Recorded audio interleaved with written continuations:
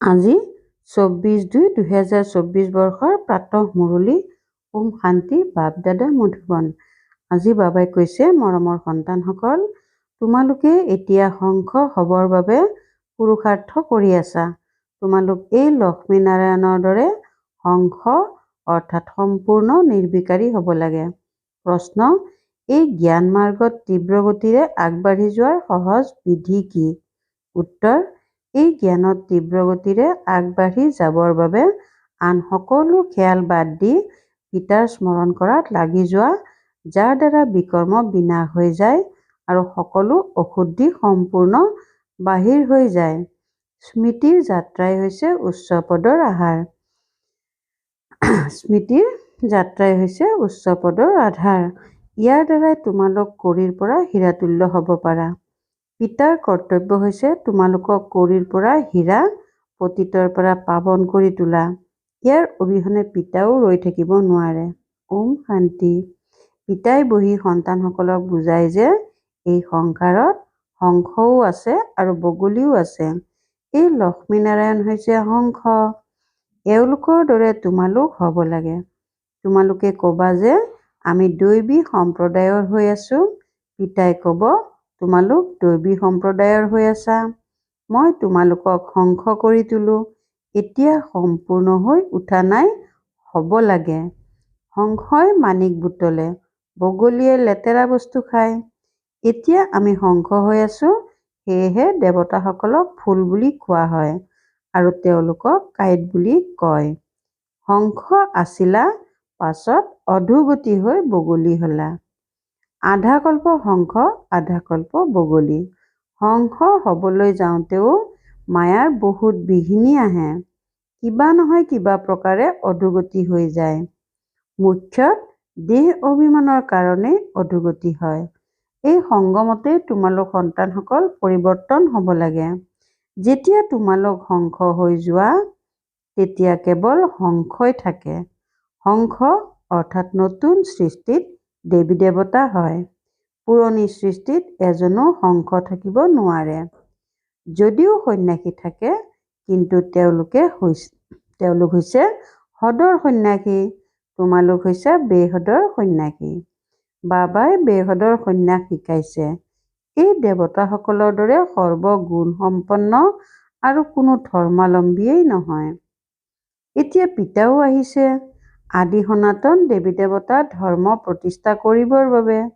তোমালোকে নতুন সুখৰ সৃষ্টিত পোন প্ৰথমে আহা। আন কোনো নতুন সৃষ্টিত আহিব নোৱাৰে। এতিয়া এই দেৱতাসকলৰ ধৰ্মই প্ৰায় লোপ হৈ গ'ল। এই কথাবোৰো তোমালোকে এতিয়াহে শুনি আছা আৰু বুজি পোৱা। অন্য কোনেও বুজিব নোৱাৰে। এই সকলোবোৰ হৈছে মনুষ্যৰ মত। বিকাৰৰ পৰাইতো সকলোৰে জন্ম হৈছে নহয়। সত্য যুগত বিকাৰৰ কোনো কথা নাথাকে। দেৱতাসকল পবিত্ৰ আছিল। তাত যোগ বলৰ দ্বাৰাই সকলো হয়। ইয়াৰ পতীত মনুষ্যই কি জানিব, তাত সন্তান কেনেকৈ জন্ম হয়? সেইখনৰ নামেই হৈছে নিৰ্বিকাৰী সৃষ্টি। বিকাৰৰ কোনো কথাই নাথাকে। এনেকৈ সোধে যে জন্তু আদি কেনেকৈ জন্ম হয়? কোৱা যে তাত যোগ বলেই থাকে, বিকাৰৰ কোনো কথা নাথাকে। 100% নিৰ্বিকাৰী। আমিতো শুভ কথা কওঁ, আপোনালোকে অশুভ কথা কিয় কয়? এইখনৰ নামেই হৈছে বেশ্যালয় আৰু সেইখনৰ নাম হৈছে শিৱালয়। সেই শিৱালয়ৰ স্থাপনা শিৱ বাবাই কৰি আছে। শিৱ বাবা হৈছে উচ্চতকৈ উচ্চ শিখৰ, নহয় জানো? শিৱালয়ো এনেকৈ ওখকৈ সাজে। শিৱ বাবাই তোমালোকক সুখৰ শিখৰত লৈ যায়। সুখৰ শিখৰত লৈ যায়, সেয়েহে বাবাৰ প্ৰতি বহুত প্ৰেম থাকে। ভক্তি মাৰ্গততো শিৱ বাবাৰ প্ৰতি স্নেহ থাকে। শিৱ বাবাৰ মন্দিৰত বহুত স্নেহেৰে যায়, কিন্তু একোৱেই বুজি নাপায়। এতিয়া তোমালোক সন্তানসকল সৰ্বগুণসম্পন্ন হৈ আছা। এতিয়া সম্পূৰ্ণ হৈ উঠা নাই। তোমালোকৰ পৰীক্ষা তেতিয়া হ'ব, যেতিয়া তোমালোকৰ ৰাজধানী সম্পূৰ্ণকৈ স্থাপনা হৈ যাব। তেতিয়া অন্য সকলো শেষ হৈ যাব আৰু ক্ৰমানুসাৰে অলপ অলপকৈ আহি থাকিব। তোমালোকৰতো প্ৰথমেই ৰাজ্য আৰম্ভ হয়। আন ধৰ্মত ৰাজ্য প্ৰথমতে আৰম্ভ নহয়। ৰাজ্যটো তোমালোকৰেই হয়। এই কথাবোৰ তোমালোক সন্তানসকলেহে জানা। বাৰাণসীত সন্তানসকল সেৱা কৰিবলৈ গ'ল। তেওঁলোকৰ বুজোৱাৰ নিচা আছে, কিন্তু তেওঁলোকে ইমান ভালদৰে বুজিব নোৱাৰে। গায়নো আছে, কৌটিৰ মাজত কোনোবা, শংখ কোনোবা বিৰলজনেহে হয়। যদি নহয় তেন্তে বহুত শাস্তি খাবলগীয়া হয়। কোনোৱেতো ৯৫% শাস্তি খায়, ৫%হে পৰিৱৰ্তন হয়। সৰ্বোচ্চ আৰু সৰ্বনিম্ন নম্বৰ থাকে নহয় জানো? এতিয়া কোনেও নিজক শংখ বুলি ক'ব নোৱাৰে। পুৰুষাৰ্থ কৰি আছে। যেতিয়া জ্ঞান সম্পূৰ্ণ হৈ যাব তেতিয়া যুদ্ধও লাগিব। জ্ঞানটো সম্পূৰ্ণকৈ ল'ব লাগে নহয়। সেই যুদ্ধই অন্তিম যুদ্ধ হ'ব। এতিয়াতো কোনেও ১০০% হোৱা নাই। এতিয়াতো ঘৰে ঘৰে বাৰ্তা দিব লাগে। বহুত ডাঙৰ ক্ৰান্তি হৈ যাব। যিসকলে ডাঙৰ ডাঙৰ সংগঠন আদি গঢ়ি তুলিছে সেইবোৰ থৰক-বৰক হ'বলৈ ধৰিব। ভক্তিৰ আধাৰ থৰক-বৰক হ'বলৈ ধৰিব।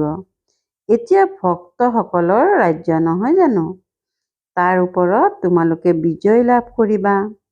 এতিয়া হৈছে প্ৰজাৰ ওপৰত প্ৰজাৰ ৰাজ্য। আকৌ সলনি হ'ব। এই লক্ষ্মীনাৰায়ণৰ ৰাজ্য হ'ব।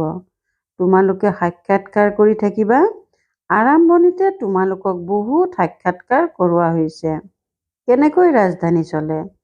কিন্তু সাক্ষাৎকাৰ কৰাসকল এতিয়া নাই। এয়াও ড্ৰামাত যাৰ যেনেকুৱা ভূমিকা আছে তেনেকৈ চলিয়েই থাকে। এই ক্ষেত্ৰত আমি জানো কাৰোবাৰ মহিমা কৰিম। পিতায়েও কয় যে তোমালোকে মোৰ কি মহিমা কৰিবা? মোৰতো কৰ্তব্য হৈছে পতিতৰ পৰা পাৱন কৰি তোলা। শিক্ষকৰ কৰ্তব্য হৈছে পঢ়ুৱা। নিজৰ কৰ্তব্য সমাপন কৰাজনৰ মহিমা কি কৰিবা? বাবাই কয়ও মই ড্ৰামাৰ অধীন। ইয়াত আকৌ শক্তি কিহৰ? এয়াতো মোৰ কৰ্তব্য।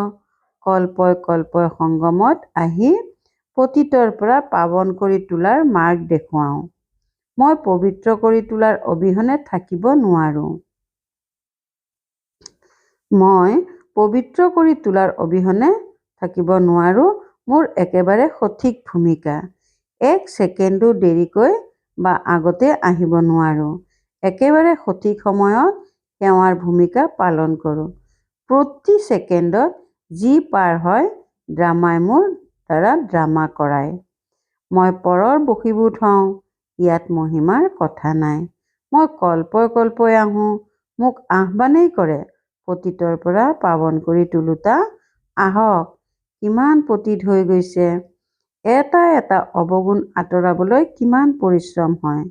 বহুত সময় পবিত্ৰ হৈ থাকিও গৈ গৈ মায়াৰ থাপৰ লগাৰ কাৰণে মুখ ক'লা কৰি দিয়ে। এয়া হয়েই তমোপ্ৰধান সৃষ্টি। মায়া শত্ৰুৱে বহুত বিৰুদ্ধাচৰণ কৰে। সন্ন্যাসীয়েও জন্মটো বিকাৰৰ দ্বাৰাই লয়। কোনো জ্যোতি জ্যোতিত বিলীন হৈ নাযায়, উভতি যাব নোৱাৰে। আত্মাটো অবিনাশী আৰু আত্মাৰ ভূমিকাও অবিনাশী। তেন্তে জ্যোতি জ্যোতিত কেনেকৈ মিলিন হৈ যাব পাৰে? যিমানেই অনেক মনুষ্য সিমানেই অনেক কথা। সেই সকলোবোৰ হৈছে মনুষ্য মত। ঈশ্বৰীয় মতটো এটাই। দেৱতা মতটো ইয়াত নাথাকে। দেৱতা থাকে সত্য যুগত। গতিকে এয়া অতিকৈ বুজিবলগীয়া কথা। মনুষ্যই একো নাজানে। সেইবাবেতো ঈশ্বৰক আহ্বান কৰে যে দয়া কৰক। পিতাই কয় মই তোমালোকক এনেকুৱা যোগ্য কৰি তোলো যে তোমালোক পূজাৰ যোগ্য হৈ যোৱা। এতিয়া জানো পূজাৰ যোগ্য হৈছা? হৈ আছা? তোমালোকে জানা যে আমি এনেকুৱা হ'মগৈ। আকৌ ভক্তি মাৰ্গত আমাৰেই মহিমা হ'ব। আমাৰেই মন্দিৰ সাজিব। তোমালোকে জানা যে চণ্ডিকা দেৱীৰো মেলা হয়। চণ্ডী যিয়ে পিতাৰ শ্ৰীমতত নচলে, তথাপিও বিশ্বক পবিত্ৰ কৰি তোলাত কিবা নহয় কিবা সহায়তো কৰে নহয়। সেয়া নহয় জানো? শাস্তি আদি খাই তথাপিও বিশ্বৰ মালিকটো হয় নহয়। ইয়াত কোনোবা ভিল নিচ হ'লেও ক'ব আমি ভাৰতৰ মালিক। আজিকালি চোৱা, এফালে গাই ভাৰত আমাৰ সকলোতকৈ উচ্চ দেশ আৰু আনফালে আকৌ গাই ভাৰতৰ কি অৱস্থা হ'ল। তেজৰ নদী বৈ থাকে, এটা ৰেকৰ্ডত মহিমা আৰু আনটো ৰেকৰ্ডত নিন্দা। একো বুজি নাপায়। তোমালোককতো যথাৰ্থ ৰীতিৰে পিতাই বুজায়। মনুষ্যই জানো বুজি পায় যে এওঁলোকক ভগৱানে পঢ়ায়? এনেকৈ ক'ব, বাহ, এওঁলোকে ভগৱানক শিক্ষক কৰি ৰাখিছে। হেৰ', ভগৱানো বাছ নহয় জানো যে মই তোমালোকক ৰজাৰো ৰজা কৰি তোলো? কেৱল গীতাত মনুষ্যৰ নাম দি গীতাক খণ্ডন কৰি দিলে। শ্ৰীকৃষ্ণ ভগৱানো বাছ এয়া মনুষ্যৰ মত হৈ নগ'ল জানো? শ্ৰীকৃষ্ণ কেনেকৈ ইয়ালৈ আহিব? তেওঁতো সত্য যুগৰ ৰাজকুমাৰ আছিল। তেওঁৰ কি দৰকাৰ যে এই পতিত সৃষ্টিত আহিব? পিতাকতো তোমালোক সন্তানসকলেহে জানা, কিন্তু তোমালোকৰ মাজতো খুব কম সংখ্যকেহে যথাৰ্থভাৱে জানে। তোমালোক সন্তানসকলৰ মুখৰ পৰা সদায় ৰত্ন উচ্চাৰিত হ'ব লাগে, পাথৰ নহয়। নিজকে সুধিব লাগে যে মই এনেকুৱা হৈছো নে? যদিও বিচাৰে যে অশুদ্ধিৰ পৰা সোনকালে বাহিৰ হওঁ, কিন্তু সোনকালে ওলাব নোৱাৰে। সময় লাগে, তোমালোকে বহুত যত্ন কৰিবলগীয়া হয়। বুজাওঁতাসকলৰ মাজতো ক্ৰমানুসৰি আছে। যুক্তিযুক্তভাৱে বুজোৱাটো শেষৰ ফালে হ'ব। তেতিয়া তোমালোকৰ বান চলিব। তোমালোকে জানা, আমাৰ পঢ়া এতিয়া চলি আছে। পঢ়াওঁতা এজনেই, সকলোৱে তেওঁৰ পৰাই পঢ়ে। পাছলৈ তোমালোকে এনেকুৱা যুদ্ধ দেখিবা যে কথাই নুসুধিবা। যুদ্ধততো বহুত মৰিব, তেতিয়া ইমানবোৰ আত্মা কলৈ যাব? একেলগে গৈ জন্ম ল'ব জানো? বৃক্ষ ডাঙৰ হয়, বহুত ঠাল ঠেঙুলি পাত হৈ যায়। নিতৌ কিমানে জন্ম লয়, মৃত্যুও কিমানৰ হয়, উভতিতো কোনেও যাব নোৱাৰে। মনুষ্যৰ বৃদ্ধি হৈ গৈ থাকে। এই বিতং কথাবোৰত যোৱাৰ আগতে পিতাকটো স্মৰণ কৰা, যাৰ দ্বাৰা বিকৰ্ম বিনাশ হ'ব আৰু অশুদ্ধি আঁতৰি যাব। তাৰ পাছত অন্য কথা। তোমালোকে সেইবোৰ কথাৰ ওপৰত কোনো বিচাৰ নকৰিবা। প্ৰথমতে নিজৰ পুৰুষাৰ্থ কৰা, যাতে এনেকুৱা হ'ব পাৰা। মুখ্য হৈছে স্মৃতিৰ যাত্ৰা আৰু সকলোকে বাৰ্তা দিব লাগে। পয়গম্বৰ এজনেই। ধৰ্ম প্ৰতিষ্ঠাপককো পয়গম্বৰ বা প্ৰিচেপ্টৰ্ছ বুলি ক'ব নোৱাৰা। সদ্গতিদাতা এজনেই সদ্গুৰু। বাকী ভক্তি মাৰ্গত মনুষ্যৰ কিবা নহয় কিবা শুধৰণি হয়, কিবা নহয় কিবা দানো কৰে। তীৰ্থলৈ গ'লে কিবা নহয় কিবা দান দি আহে। তেন্তে এইটো তোমালোকে জানা যে এই অন্তিম জন্মত পিতাই আমাক হীৰাৰ দৰে কৰি তোলে। ইয়াকে অমূল্য জীৱন বুলি কোৱা হয়। কিন্তু ইমানখিনি পুৰুষাৰ্থও কৰিব লাগে। তোমালোকে ক'বা আমাৰ কোনো দোষ নাই। হেৰ', মই আহিছো ফুল কৰি তুলিবলৈ, তেনেহ'লে তোমালোক কিয় নোহোৱা? মোৰ কৰ্তব্য হৈছে পাৱন কৰি তোলা, তেন্তে তোমালোকে কিয় পুৰুষাৰ্থ নকৰা? পুৰুষাৰ্থ কৰাওঁতা পিতাকটো পাইছা। এই লক্ষ্মীনাৰায়ণক এনেকৈ কোনে গঢ়ি তুলিলে? বিশ্বৰ লোকসকলে জানে জানো? পিতা আহেই সংগমত। এতিয়া তোমালোকৰ কথাবোৰ কোনেও নুবুজে। আগলৈ যেতিয়া তোমালোকৰ ওচৰত বহুত আহিব, তেতিয়া তেওঁলোকৰ গ্ৰাহক নোহোৱা হৈ যাব। পিতাই কয়, এই বেদ শাস্ত্ৰৰ সাৰ মই শুনাওঁ। বহুত গুৰু আছে, সকলো ভক্তি মাৰ্গৰ। সত্য যুগত সকলো পাৱন আছিল, পাছত পতিত হ'ল। এতিয়া পিতা পুনৰ আহি তোমালোকক বেহদৰ সন্যাস কৰায়, কিয়নো এই পুৰণি সৃষ্টি নাশ হৈ যাব। সেইকাৰণে পিতাই কয়, মৰিশালীৰ পৰা বুদ্ধি আঁতৰাই মোক পিতাক স্মৰণ কৰা, তেতিয়া বিকৰ্ম বিনাশ হ'ব। এতিয়া বিনাশৰ সময়। এতিয়া সকলোৰে হিচাপ নিকাচ নিষ্পত্তি হ'ব। গোটেই সৃষ্টিত যিসকল আত্মা আছে, সেই আত্মাতে গোটেই ভূমিকা নিহিত হৈ আছে। আত্মাই শৰীৰ ধাৰণ কৰি ভূমিকা পালন কৰে। গতিকে আত্মাও অবিনাশী, ভূমিকাও অবিনাশী। এই ক্ষেত্ৰত অলপো হিনদেৰি হ'ব নোৱাৰে। হুবহু পুনৰাবৃত্তি হৈয়ে থাকে। এইখন অতি বিশাল বেহদৰ ড্ৰামা। ক্ৰমানুসৰিতো হয়েই। কোনোবা আত্মিক সেৱা কৰোঁতা, কোনোবা স্থূল সেৱা কৰোঁতা থাকে। কোনোৱে কয়, বাবা মই আপোনাৰ চালক হওঁ। তেতিয়া তাতো বিমানৰ মালিক হৈ যাব।